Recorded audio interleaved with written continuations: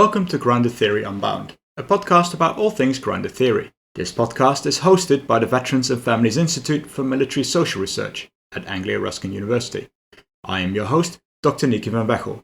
In today's inaugural episode, we are listening to a conversation between Dr. Hilary Engward, who is an Associate Professor in Applied Social Science and Deputy Director of the Veterans and Families Institute for Military Social Research, and Dr. Oliver Thompson, who is an Associate Professor and Doctoral Programme Lead at the University College of Osteopathy in London, and who hosts the Words Matter podcast. Hilary and Oliver are discussing the foundations of grounded theory, a topic which should be of importance to all grounded theorists, whether novice or experienced. And therefore, this topic and this conversation is the ideal starting point for a new series of episodes on grounded theory in practice. I had great fun listening to this discussion, and I found it incredibly valuable for developing some of the finer nuances in my grounded theory.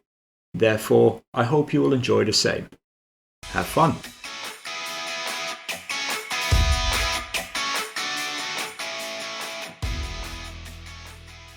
So, let's start by thinking this through, Oliver. So we're talking about the foundations of grounded theory, and perhaps it's worth thinking about what we mean by the foundations of grounded theory and thinking through why they're actually important in thinking through what grounded theory is, what methodology is, but importantly, why it's important when we're thinking about the research purpose that we're going to inquire into.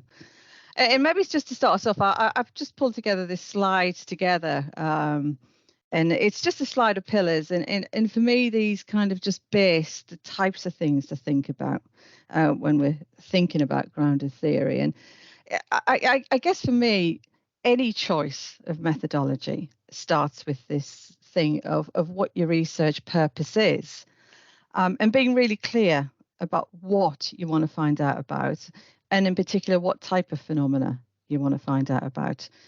Does that make sense to you?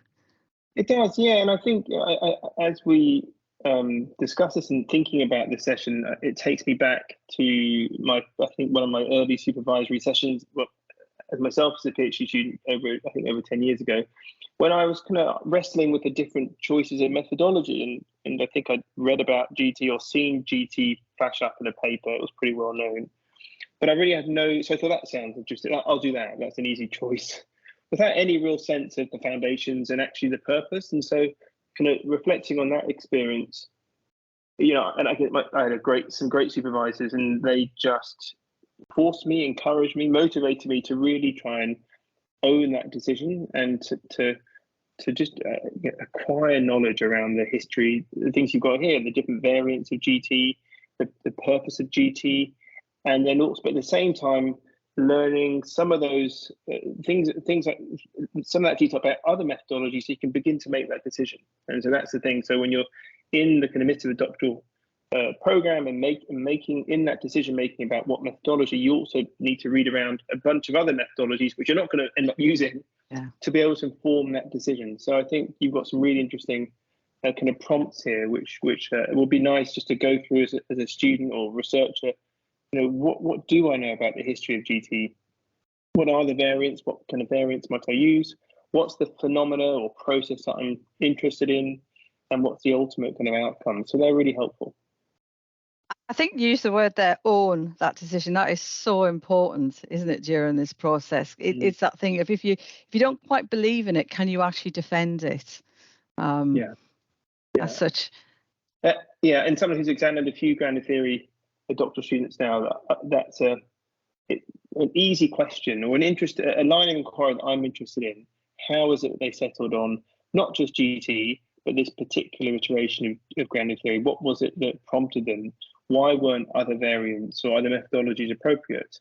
And that gives one a really good indicator of how well read and how well founded the thesis is. So it's really important to have a good sense of a good argument, really, as to why the decision that you made in regards to GT was the appropriate decision for your work. And I guess from that, and we'll talk about this in a bit, I think, is that reflexivity, that ownership of how we know our stuff and how we develop our understandings of grounded theory. but I think it's also it's a really practical methodology, isn't it? There's a real doing thing going in here, and maybe much of what we learn when we're understanding grounded theory is we learn by doing, and we learn by applying it. I completely, and I think we spoke offline, and we're going to get to some methods, and clearly the kind of the techniques and the distinguishing methods are really important to master, whether it's coding, whether it's kind of theoretical sampling, whether it's memorizing. These things are just useful methods and practical methods to engage with. But as we were saying, they don't, they're not theory free, that there's a reason why we do those. And that's why coming back to the history and the underpinning kind of sociology of grounded theory makes them so much more useful and enhances their utility. So knowing the kind of technical methods is really important, but the underlying kind of justification and reasoning makes them even more powerful, I think. Yeah.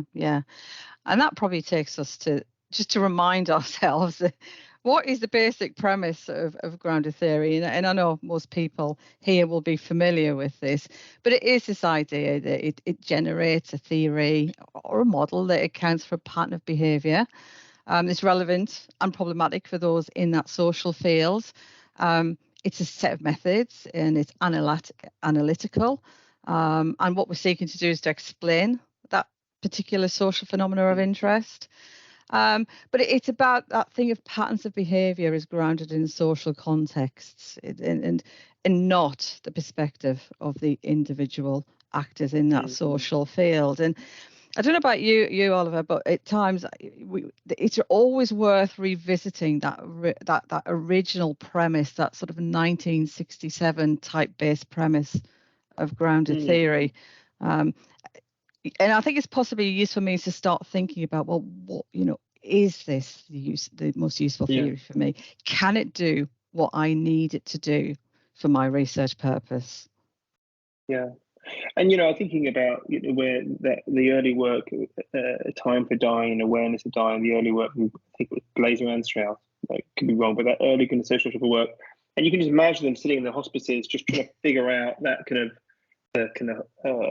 end of life care it was at the time. And you again, I'm mind reading here what was going on, but clearly just interested in those social dynamics and processes which kind of which occurred in that environment. And so it's no surprise that when you look at how popular GT is in relation to educational practice or healthcare practice, you've got practitioners in their work, in their kind of field, just wondering how this is all happening and what's going on socially. So yeah, it's an interesting way to look at that. Yeah, and I guess to understand all of this, I think you're right. To be a fly on the wall at that point in time would have been fascinating, wouldn't it? But to understand grounded theory or any methodology, you have to go back to where it started from, really, don't you, in order to understand how it's developed over time, because all methodologies change over time, and they should change over time in light with what's going on in that contemporary context at that time. But it's tempting to think that actually we don't have to go right back to the very beginning, because we may well say, well, the classic thing could be that Bonny and Glaser and Strauss, they valued objectivity and words like that. But it's important that we understand what words like that meant in that time period, I guess. Yeah, and I think it's just, it still comes back to owning the decision that you made. And I think at that kind of level 8 or doctoral level, you really do need to go back to those foundations. And whether or not you need to read all the early text, or you pick just one, or I wouldn't. I think that there's room for maneuver there. But I think having a really good sense of where it came from and where it's gone, and the different movements within the methodology, again, helps you articulate your position and makes you feel much more, dare I say, comfortable. I don't know if comfortable is the right word. Confident, perhaps, in the decision that you made. So when it is pressure tested at Viva or any kind of assessment or PGR, then you're able to defend that. And I think it gives a sense of methodological identity that given that methods seem to map across the different methodologies, it does make one kind of feel and embody GT, and that I think kind of pans out in some of the ultimate work or theory or paper. Yeah, I like the idea of sort of that sort of identity, and how we identify with that type of grounded theory, if you like. And I guess my next question is, I mean, how deep into these do you think we need to go? Yeah, I mean, for me, I remember I studied at the University of Brighton, and I was based in London, and I was fortunate you could just order books from the library, and they would just end up in your door a few days later. So I got the early work discovery. I think I somehow got I skimmed through awareness or time for dying, but I was just interested. I just kind of felt embark on this methodological journey, and I need to get to the bottom of this. And so I think it's going to vary. I haven't got a kind of recipe answer, but I think it would seem sensible, given that Discovery was such a seminal text, it really was amongst the first time that really qualitative research is kind of been codified into a methodology rather than just kind of scribbled on a notepad. I think it's seminal across qual, not just in GT. So it's an excellent book to begin to engage with. And where you go from there, I think, you can choose, but I'd certainly recommend going back to Discovery.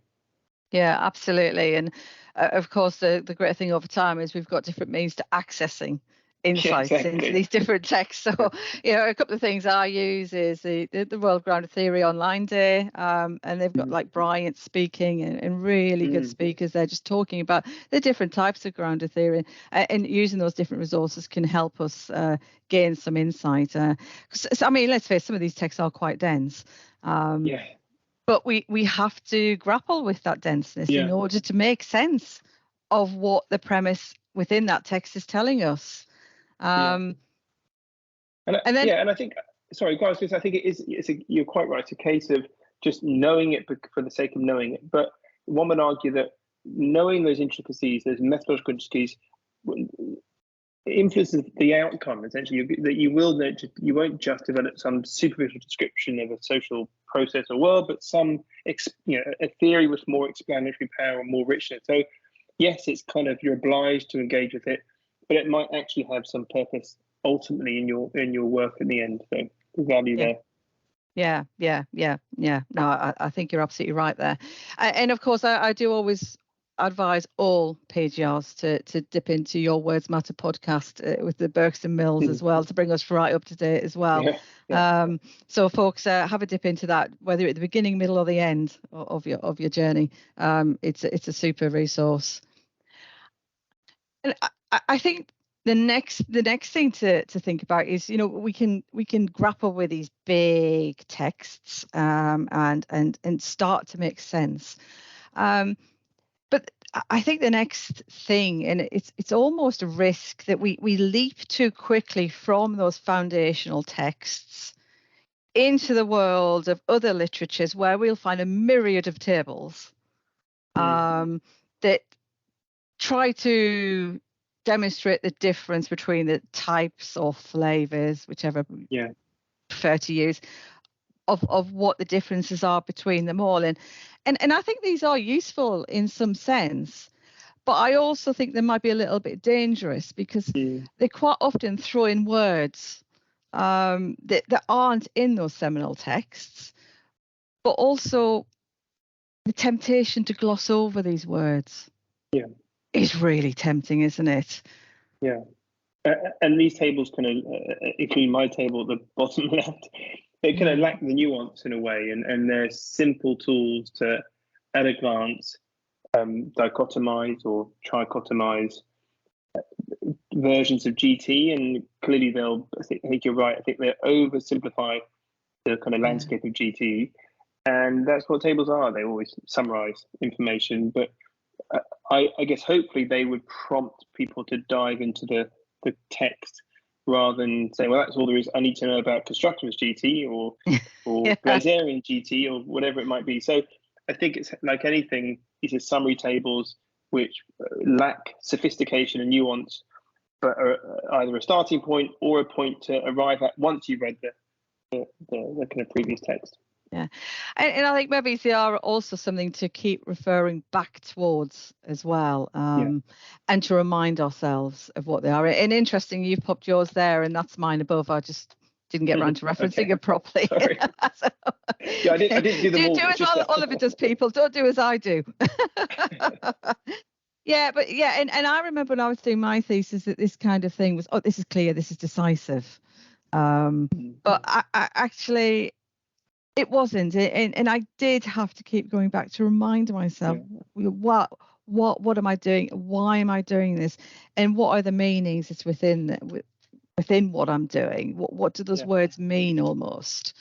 But also when we use, terms, and I read this quite often in papers that are published, Oliver, that people use it. Grounded theory is a symbolic interactionist background, and we know that symbolic interaction is a part in the development of the original grounded theory because of Strauss's background. But we can't just throw that word in without understanding, I guess, what those kind of words mean. And I guess this is another thing to think about when we think about the foundations of grounded theory, is how these wider epistemological terms are used as well. So, in this one, we've got, a summary about a purpose, but then we've got other things thrown in now, other words like positivism and symbolic interactionism, and there's probably interpretivism in there as well. And I guess for me, what one of the danger points is when we use these terms lazily and we don't go beyond them and behind them to think actually what informs that word positivism. What informs that term symbolic interaction? What did it mean back then? And what does it mean in relation to the contemporary? Yeah, quite. And I think, I think my relationship with symbolic interaction was, I remember reading, I think I ordered, was Amazon around 10 years, can't remember. Somehow I got Bloomer's book and Sharon's book and read around SI. And I think it helped me shape, again, it just helped me shape my research question. It helped me get a sense of kind of the micro kind of social processes and so, I think you're right. As we said, what comes with taking on a grounded theory study at, let's say, postgraduate level is some ownership about some of this underpinning theory. And I think that's what differentiates it from other methodologies or kind of undergraduate work, is to really to develop some expertise in both the history and theory around GT. And you can't escape these things. You should certainly be grappling with these notions and how they relate to your research. I guess that is it. There is no escape from these terms. and do you know what? I think that goes across all research methodologies. Whether ethnography, phenomenology, case study, mixed, we have to understand what the underpinning terms, what the epistemology of those terms are. And then I guess coming back to that very first slide that we came into, the sort of the pillars almost of how we might think about the foundations of a methodology such as grounded theory. It's that reflexivity, isn't it? It's what it means to you as the individual, and how it makes sense to you and how it makes sense to the particular thing, that purpose that you want to investigate. I'm also just thinking, sorry, just one of the things we did speak about earlier was this idea that it's really easy to skip these things and to dive straight into methods, ways of doing, of collecting data. But I guess it's that other thing of thinking about, well, what is it about the doing and the collecting of data that makes it specific to grounded theory?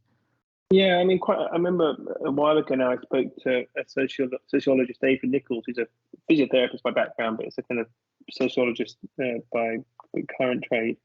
And he says, and he's kind of moving towards post-professionalism and post-qualitative research. And he said something like, methods are the least interesting thing about qualitative research. And I think he's probably right there, that whilst methods are the kind of seemingly most accessible things, you can just learn them, you go to classes around coding and writing.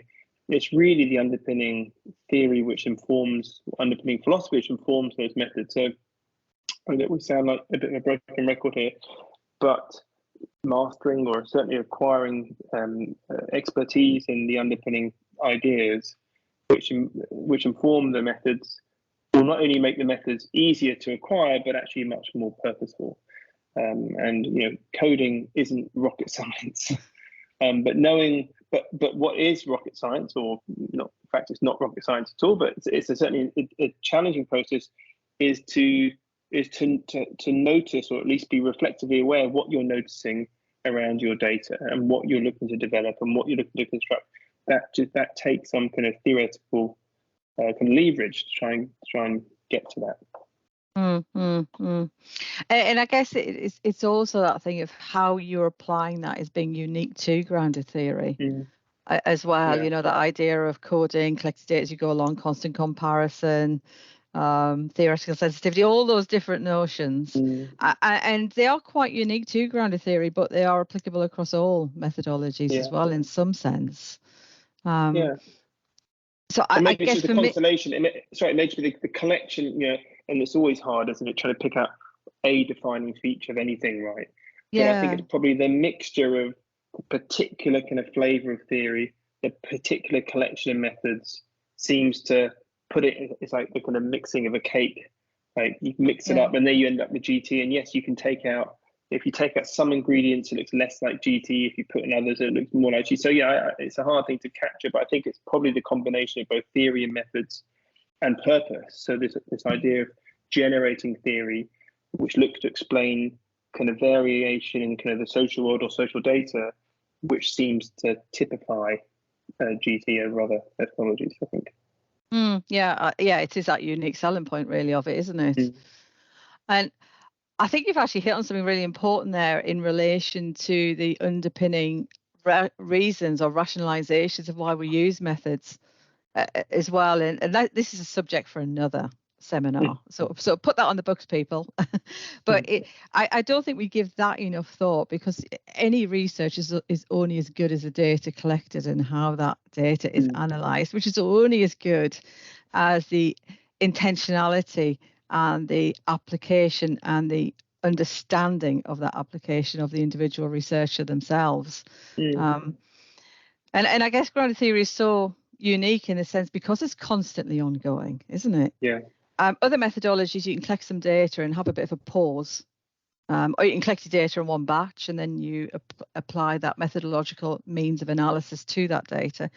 I guess grounded theory isn't so clear cut like that, because we are constantly collecting data, and within that is that the choices that we make, and some are explicitly made and some are implicitly made, because some things we collect can just appear by opportune and chance. And having just that reflexive kind of moment to think, that kind of serendipitous or abductive reasoning where it just comes about, is just noticing that, logging that, being able to kind of make that explicit and make it indelible through memo writing. That's all part of kind of reflexive GT, right? Wow. Oliver, we've done a little bit of a whistle-stop tour here, and I think if we just go back to the first slide, I think we've touched on the idea of understanding the history and in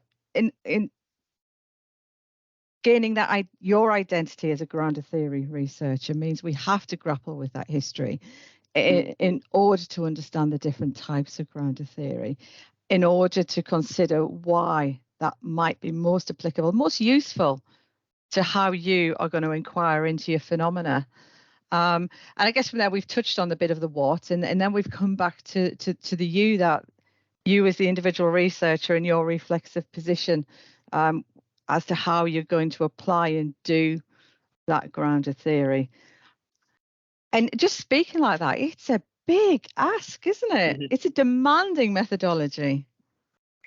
It is. It's such a, it is. I think if we were giving a talk on a phenomenology research interest group, it'd be equally challenging or for sure. So I think, and so I guess maybe what somewhat and also unique but apparent with GT is the kind of methodological journey and the different variants which have come about, and which might make it kind of potentially more confusing or more daunting. And it's just got a name. I remember when I first saw the name, I thought, God, that sounds hard. The idea of grounded and theory, it all sounds pretty big and not always accessible. But as you rightly pointed out, when you kind of adopt a more kind of pragmatist view, and it is about kind of noticing and doing bits, and particularly in relation to the professions or education, it seems to fit really well. That kind of analytical method, just if you're an interested clinician or educator, or you're always kind of analysing your field anyway, so it seems to relate pretty well to GT.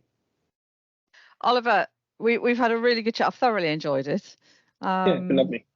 And it just to remind everyone, points of contact. And thank you for your time for this sort of talking head round robin stop of the foundations of grounded theory. And I look forward to seeing what we do next. Yeah, wonderful. Thanks, Hilary. Speak soon. See you soon. Everyone. Bye. Bye-bye.